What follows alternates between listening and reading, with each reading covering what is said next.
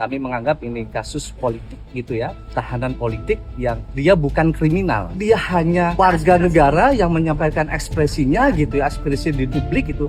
Hanya saja memang kemudian ada peristiwa 2829 itu yang sebenarnya tidak ada kaitannya dengan Laras. Namun kemudian negara menganggap bahwa perbuatan Laras adalah tindak pidana dan kriminal gitu. Semoga keadilan dan kebenaran akan berpihak pada saya. Amin. Oke, langsung aja teman-teman. Di video kali ini nggak akan ada banyak visual yang macam-macam atau editannya gimana-gimana. Di konten kali ini gue akan ngebahas dan menyuarakan seorang perempuan bernama Laras Faizati yang dikriminalisasi, yang ditangkap dan harus dibebaskan. Gue rasa cukup banyak orang ya nggak tahu tentang kasus Laras Faizati yang ditangkap oleh Barreskrim Polri, unit cyber lebih tepatnya pada 1 September 2025 di rumahnya. Nah, buat kalian yang nggak tahu gimana kronologinya dan kenapa Laras bisa sampai ditangkap, gambaran besarnya atau kasarnya gini, Laras tuh ditangkap oleh Barreskrim Polri, unit cyber lebih tepatnya, pada 1 September. Karena apa? Karena buntut dari postingan yang dia update di IG story-nya nih tentang bentuk kekecewaan dia kepada Polri, dikarenakan setelah tragedi almarhum Afan Kurniawan terlindas oleh mobil rantis dari Polri. Sejak tanggal 2 September, Laras sudah ditahan di rutan Barreskrim Polri. Dan per tanggal 21 Oktober 2025, Laras sudah dipindahkan ke rutan Bambu Apus karena sudah menjadi tahanan jaksa. Dari awal ditangkap sampai sekarang, kurang lebih kalau nggak salah ada 6 sidang deh yang udah dijalani gitu. Ada 4 pasal yang menjerat Laras. Ada UU ITE pasal 28 ayat 2 dengan tuduhan menyebarkan kebencian. Ada UU ITE pasal 29 ancaman kekerasan. Terus yang ketiga ada pasal 14 ayat 1 Undang-Undang nomor 1/1946 menimbulkan keonaran. Dan yang keempat, pasal 160 KUHP yang mengasut untuk melakukan kekerasan tuduhan. Nah, sebenarnya gini, bukan ranah gue untuk bisa menjelaskan ini secara holistik ya, karena gue nggak ada di jalur formal atau mendalami ilmu hukum. Tapi ada yang pengen gue komentarin nih ya, dari pasal-pasal yang menjerat Laras. Yang pertama, pasal 28 ayat 2 Undang-Undang ITE yang berbunyi, setiap orang dengan sengaja dan tanpa hak mendistribusikan dan atau mentransmisikan informasi elektronik yang sifatnya mengasut, mengajak atau mempengaruhi orang lain sehingga menimbulkan rasa kebencian atau permusuhan terhadap individu dan kelompok masyarakat tertentu berdasarkan ras, kebangsaan, etnis, warna kulit, kepercayaan, jenis kelamin, disabilitas mental, atau disabilitas fisik. Nah, kan yang disebutkan berdasarkan ras ya, kebangsaan, etnis, dan lain-lain. Ya, singkatnya kan itu SARA gitu ya. Sementara yang diposting Laras itu bukan termasuk dalam kategori SARA gitu. Gitu juga Mabes Polri yang notabene benda gitu. Ya bukan ras dan nggak tepat kalau ditempatkan sebagai SARA gitu. Karena Mabes Polri dan sejenisnya itu institusi negara gitu. Ya bukan kelompok SARA. Dakwaan kedua pun juga sama lah. Nggak ada dari postingan Laras itu yang ditujukan secara spesifik ke individu. Ya Mabes Polri kan bukan orang gitu. Ya bukan satu wujud manusia. Jadi kurang tepat. Itu bukan individu gitu. Lanjut ke dakwaan ketiga yang menimbulkan keonaran. Keonaran itu kan arti kegaduhan publik yang nyata gitu. Bukan rasa tersinggung aparat. Dada aja. Dakwaan keempatnya juga nggak tepat gitu. Hasutan itu tidak sama dengan umpatan gitu. Tidak ada mens rea di situ. Ya harus ada pemberian dorongan nyata agar orang benar-benar melakukan tindakan. Laras tuh nggak punya massa, kelompok, atau organisasi khusus yang bisa dia kontrol dan arahkan untuk melakukan suatu tindakan gitu. Dan gak ada juga sekumpulan masyarakat yang tergerak buat bakar gedung Mabes Polri karena lihat story-nya Laras. Simpelnya kayak gini ya bapak, ibu-ibu pelapor nih. Gue kasih analoginya nih. Sumpah ini gedung udah kebanyakan koruptornya. Please guys, bakar nih gedung. Udah gak beres semua orang nih. Apakah dengan sadar gue niat untuk membakar gedung ini secara harfiah? Ya kan enggak gitu loh. Ya gue ngomong kayak gitu karena gue udah kepalang enak sama orang-orang yang kerja di gedung itu. Nah, ini ada yang lucu nih, dari kesaksian yang diberikan oleh saksi pelapor. Ucapan belasungkawa atas kematian Afan yang dipostingannya Laras mengakibatkan kebencian dan hasutan. Kadang gue bingung gitu, yang lapor nih ngerti apa enggak sih apa yang dia lapor? Ya kalau saksi kedua juga sama aja lah ya, kayak yang pertama gitu. Tapi saksi ketiga ini yang lebih lucu lagi. Dia bilang kalau postingan Laras adalah ujaran kebencian, hasutan nih. Tapi pas ditanya hakim, apakah kamu melihat dampak langsung dari postingan Laras? Katanya enggak.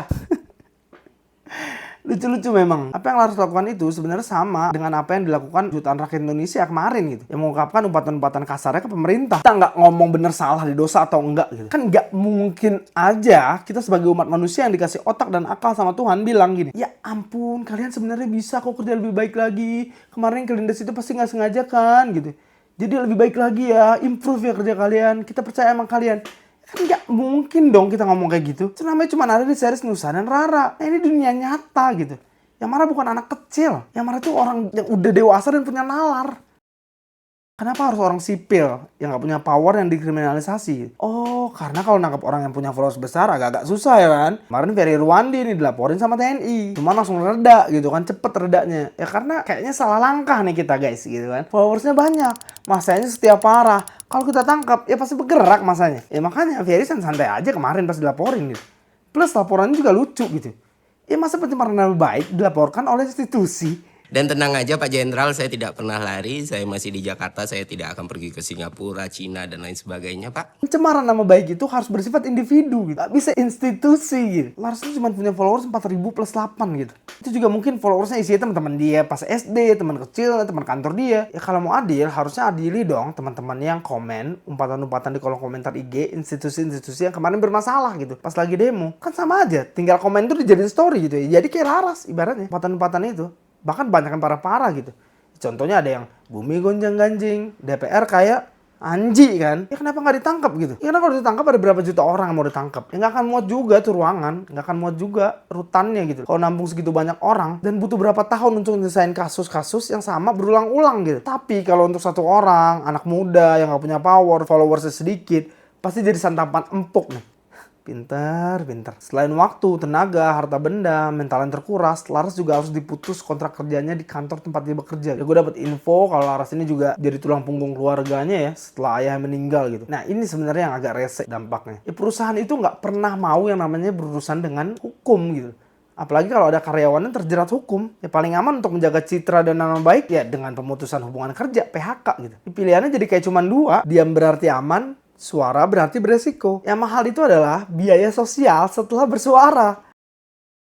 Selain teman-teman dari LBH yang sudah mendampingi Laras dari awal, mulai bertambah nih dukungan dari masyarakat dan banyak konten kreator. Menurut gue sih Laras adalah korban ya. Karena siapa sih di antara kita yang gak ngeping sama aparat pada saat demo Agustus? Gue yakin lo juga. Gue hari ini lagi di Pengadilan Negeri Jakarta Selatan. Gue datang ke sini untuk mensupport Laras Faizati.